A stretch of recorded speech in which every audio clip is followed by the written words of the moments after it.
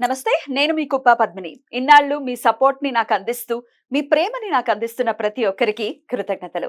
ఇప్పుడు చూడబోతున్న ఈ వీడియో కూడా ఖచ్చితంగా మీకు ఉపయోగపడుతుంది. లైక్, షేర్ అండ్ సబ్స్క్రైబ్ చేసి మీ ఇష్టాన్ని, అలాగే మీ సపోర్ట్‌ని నాకందించండి. అలాగే ఈ వీడియో పట్ల మీ అభిప్రాయాన్ని కామెంట్ సెక్షన్‌లో కామెంట్ చేసి నాకు తెలియచేయండి. నమస్తే. నమస్కారం. రేపటి విశిష్టతని ఒకసారి చూద్దాం. రేపు 9వ తారీఖు జాన్వరి నెల 2025వ సంవత్సరం గురువారం. శ్రీ క్రోధినామ సంవత్సరం దక్షిణాయనం హేమంత ఋతువు పూర్వాషాఢ కార్తె. రేపు పుష్యమాస శుక్లపక్ష దశమి తిథి మధ్యాహ్నం 12:22 వరకు తదుపరి ఏకాదశి తిథి. భరణి నక్షత్రం మధ్యాహ్నం 3:07 వరకు తదుపరి కృత్తికా నక్షత్రం. సాధ్య యోగం సాయంత్రం 5:29 వరకు తదుపరి శుభం యోగం. గరజకరణం మధ్యాహ్నం 12:22 వరకు, వాణిజ్యకరణం రాత్రి 11:20 వరకు తదుపరి భద్ర అంటే విష్టికరణం ఉంటాయి. సూర్యుడు ధనుసు రాశిలో పూర్వాషాఢ నక్షత్రంలో సంచరిస్తున్నాడు. చంద్రుడు మేషరాశిలో రాత్రి 8:46 వరకు తదుపరి వృషభ రాశిలో సంచరిస్తాడు. నక్షత్ర వర్జం రాత్రి 2:26 నుండి 3:57 వరకు. అమృతకాలం పగలు 10:35 నుండి మధ్యాహ్నం 12:06 వరకు.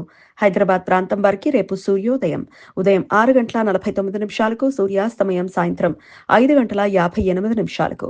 చంద్రోదయం మధ్యాహ్నం 1:37 చంద్రాస్తమయం రాత్రి 3:08. అభిజిత్ ముహూర్తం మధ్యాహ్నం 12:01 నుండి 12:46 వరకు. దుర్ముహూర్తం ఉదయం 10:32 నుండి 11:16 వరకు. మరలా మధ్యాహ్నం 3 గంటల నుండి 3:44 వరకు. రాహుకాలం మధ్యాహ్నం 1:47 నుండి 3:11 వరకు. గుళిక కాలం ఉదయం 9:56 నుండి 11 గంటల వరకు. యమగండం ఉదయం 6:49 నుండి 8:12 వరకు. రేపు సాంబ దశమి. దీర్ఘకాలికంగా కుష్టు, తెల్లపొడ వంటి చర్మ వ్యాధులతో బాధపడుతున్న వారు రేపు ఉపవాసం ఉండి సూర్య భగవాను పూజిస్తారు. రేపు పగటిపూట లేత సూర్య కిరణాలు శరీరానికి తాకే విధంగా సూర్యకాంతిలో ఉండటం వలన చర్మ వ్యాధులు తగ్గిపోతాయని భక్తుల నమ్మకం. పురాణాల ప్రకారం శ్రీకృష్ణుడు కుమారుడు అయిన సాంబ కుష్టు వ్యాధితో బాధపడుతూ స్వస్థత కోసం ఈ దశమి రోజు సూర్యోపాసన చేయటం వలన వ్యాధి నివారణ జరిగినది అని, అందుచేత ఈ దశమికి సాంబ దశమి అని పేరు వచ్చింది అని కథనం.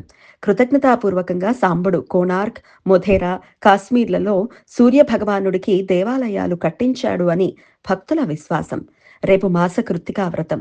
శైవ భక్తులు ప్రతి కృత్తికా నక్షత్రం రోజు ఉపవాసం ఉండి సాయంత్రం కార్తీక దీపం పేరుతో నూనె దీపారాధనలు చేస్తారు.